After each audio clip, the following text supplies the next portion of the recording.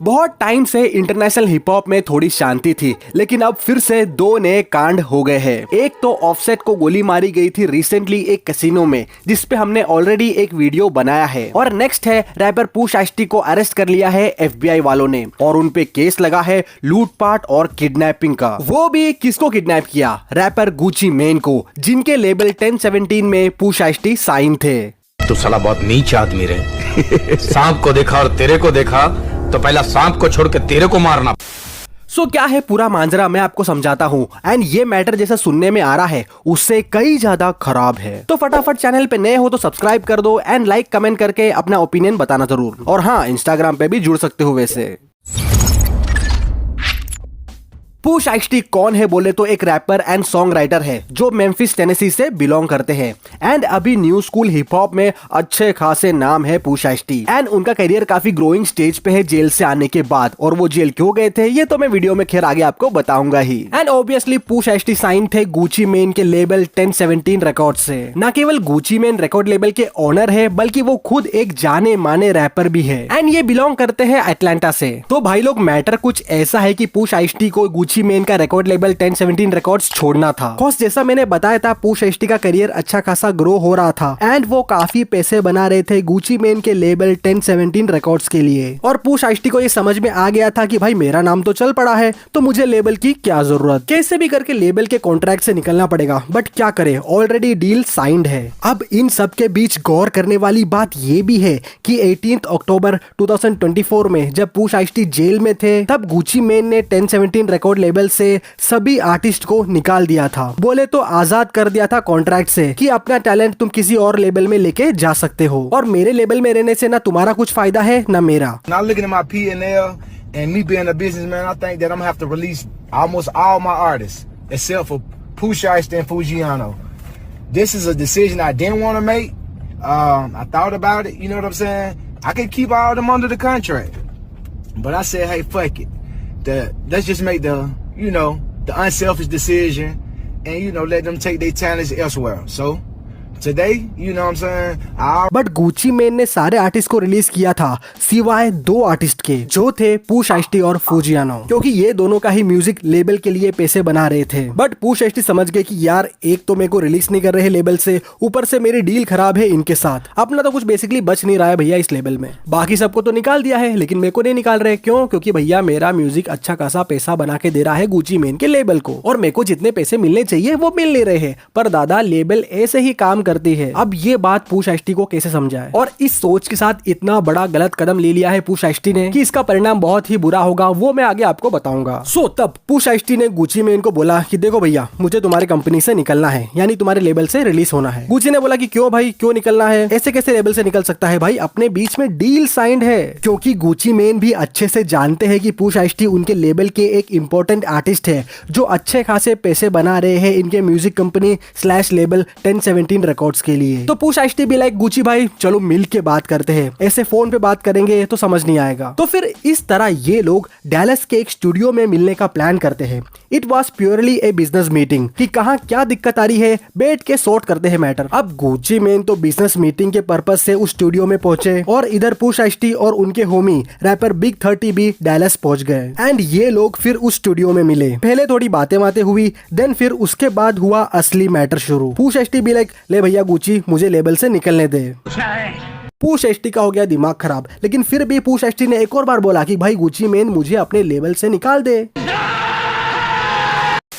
Push ice-T बोले रुक ठीक है, ला भैया बिग 30 जिनके साथ वो आए थे उनको बोला कि वो मेरा ब्लैक वाला बैग देना, मेरा सामान है उसमें। गुची भाई ऐसे नहीं मानेंगे। तो गुची बोले कि क्या कर रहा है भाई, मेरे पास भी सिक्योरिटी है स्टूडियो के बाहर। पर यहाँ पुश आइस-टी ने अपना सरप्राइज रिवील करा कि वो और बिग 30 अकेले नहीं आए हैं डैलस। जी हाँ, पुश आइस-टी के साथ उनके पिता और कुछ और भी लोग आए थे। एंड शेष्टी ने जैसे ही सिग्नल दिया वो लोग स्टूडियो में आ गए। बोले तो गुची मेन को कन्फ्रंट करने के लिए ये लोग पहले से ही प्लान करके रखे थे, बस गुची को अपने सिक्योरिटी से अलग होने का वेट कर रहे थे। अब स्टूडियो के अंदर तो गुची सिक्योरिटी लेके आएंगे नहीं, बट पूश एसटी के फादर और उनके बाकी गूंस स्टूडियो के अंदर आ गए और स्टूडियो के बाहर जो गुची में इनकी सिक्योरिटी खड़ी थी उनको लगा ये लोग कोई आर्टिस्ट होंगे और घुसते से ही ये लोगों ने गेट लॉक कर दिया और गुची में इनको बंधक बना लिया। एंड जब डोर लॉक हुआ तो सिक्योरिटी को समझ आया कि सीन कुछ तो गड़बड़ है अंदर, और जैसे ही वो अंदर आने लगे दरवाजा अंदर से ब्लॉक कर रखा था पूश एसटी के फादर और उनके होमीज ने। अब यहाँ पे मैं पूश एसटी और उनके फादर के बारे में थोड़ा आपको बताता हूँ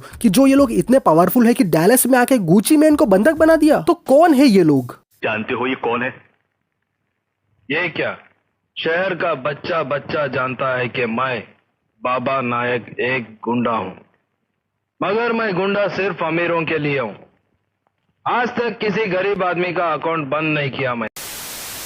जी हाँ, पूश एसटी और उनके पिता लॉन्ट्रेल विलियम्स मेम्फिस के जाने माने क्रिमिनल बैकग्राउंड वाले लोग हैं। पूश एसटी के जो पिता है लॉन्ट्रेल विलियम्स, उनके अच्छे खासे लिंकअप से स्ट्रीट वगैरह से, और मेम्फिस के ओजी गैंगस्टर्स में इनका नाम आता है। तो इससे आप समझ सकते हो कि पूश एसटी का बैकग्राउंड कितना ही डेंजर है। और ये लोग कोई छोटा मोटा क्राइम नहीं करते, सीधा गोलीबारी करते हैं और अपने ऑप्स के साथ ये लोग लूटपाट भी करते हैं। म्यूजिक से पैसे बनाने के बाद भी ये लूटपाट करना बंद नहीं किया है पूश एसटी ने। बेसिकली ये अपने विरोधियों के कैश और ज्वेलरी वगैरह लूटते हैं और अपने गानों में ये चीजें फ्लेक्स भी करते हैं। पूश एसटी और लिल डग का एक गाना है बैक इन ब्लड, जिसमें पूश एसटी ने जो ज्वेलरी पहना था वो किसी ओपोनेंट से लूटी हुई थी, और उस गाने में वो ये भी बोल रहे हैं कि दम है तो आके ले लो। और क्रिमिनल हिस्ट्री भी रही है ऑन रिकॉर्ड पूश एसटी का। 2020 में ये अरेस्ट हुए थे फ्लोरिडा में एक गोलीबारी और रॉबरी करने के जुर्म में, और सेम 2021 में मायामी के एक स्ट्रिप क्लब में गोलीबारी और रॉबरी के चलते फिर से अरेस्ट हुए थे। 2022 में ये सब केस में पूश एसटी मुजरिम पाए गए और 8 साल तक की सजा होनी थी,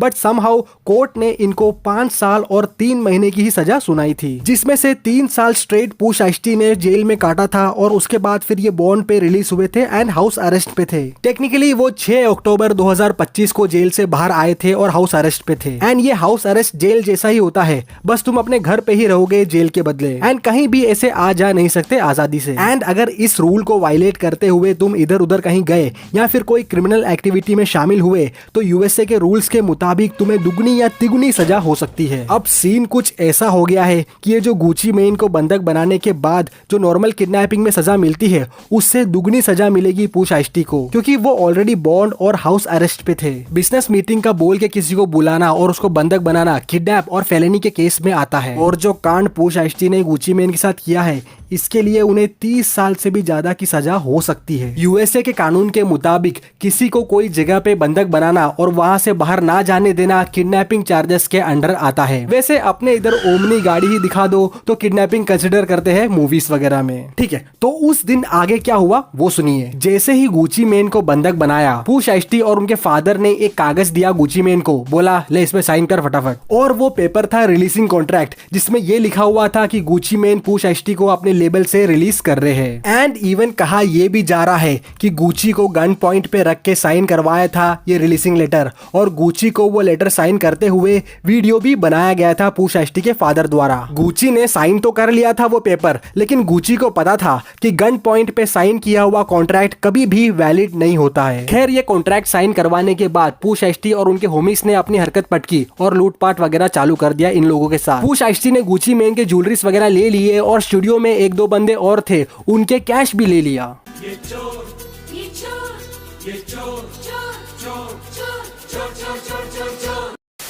और जाते जाते ये लोग सीसीटीवी कैमरा में रिकॉर्ड हो गए थे, और इसके बाद स्टूडियो वालों ने कॉप्स को कॉल किया एंड पुलिस मौके पे पहुंची और तफ्तीश की। अब फेड्स की नजर पूश एसटी और उनके फादर पे ऑलरेडी थी, कॉज मेम्फिस में ये लोग बहुत उत्पात मचा रखे थे। इस तरह कुछ टाइम में ही Pooh Shiesty, rapper big 30, Pooh Shiesty के फादर और कुछ और होमिस को जो भी उस क्राइम में मौजूद था उन सबको गिरफ्तार कर लिया गया। एंड लिटरली एक प्रेस मीटिंग रखा गया पुलिस द्वारा इस मैटर को एक्सप्लेन करने के लिए। As alleged, Williams Jr. produced an AK-style pistol and forced one of the victims to sign a release from the recording contract at gunpoint.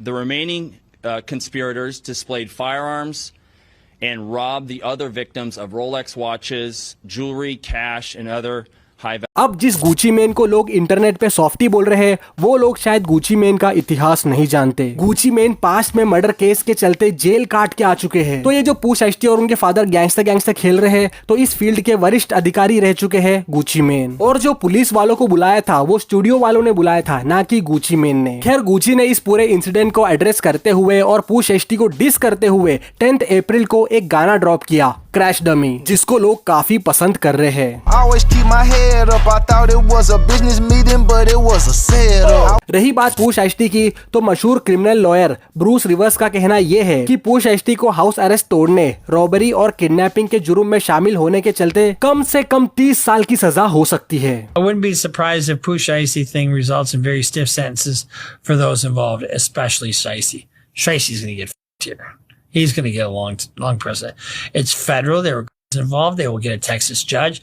They forced Gucci Mane to sign a contract. Lawyers. Let's see Gucci Mane के lawyers क्या take लेते हैं इस case में, उसके basis पे देखा जाएगा आगे सब। अभी तो शेष्टी जेल में है और कुछ टाइम और रहेंगे। आई होप गुची मेन को जस्टिस मिले, वरना अगर गुची मेन जस्टिस लेने खुद निकल गए तो वो किसी के लिए भी अच्छा नहीं होगा। तो ये था भाई लोग गुची मेन का पूरा मैटर। इस वीडियो में मैंने अपने बोलने की शैली थोड़ी बदली है, वो कैसी लगी आपको एंड अपने वैल्यूएबल फीडबैक्स सब कमेंट करके जरूर बताना, मुझे आपके कमेंट का वेट रहेगा। एंड लास्ट वीडियो पे 200 कमेंट्स करने के लिए शुक्रिया, शाउट आउट टू एवरीवन जिसने भी ये वीडियो रिक्वेस्ट डाला था। सो जाते जाते अगर आप चैनल पे नए हो तो सब्सक्राइब करना एंड अगर आप हिप हॉप सुनते हो या आर्टिस्ट हो तो हमसे इंस्टाग्राम पे जरूर जुड़ना। मिलते हैं अगले वीडियो में, तब तक के लिए अपना ख्याल रखना, अपने घर वालों का ख्याल रखना, इंटरनेशनल आर्टिस्ट को सुनना और अपने लोकल आर्टिस्ट को सपोर्ट करना। Bye bye, take care.